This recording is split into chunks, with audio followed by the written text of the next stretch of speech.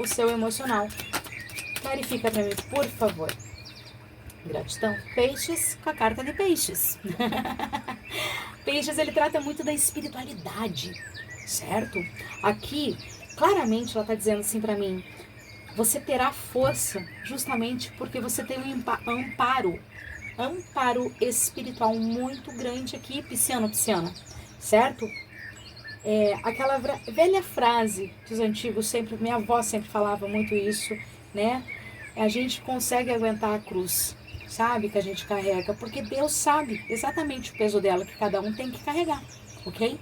E aqui ele fala assim que por mais que te doa, por mais que seja um encontro que vai haver bloqueios, que vai trazer à tona uma verdade, ela vem falando claramente, confia na sua espiritualidade.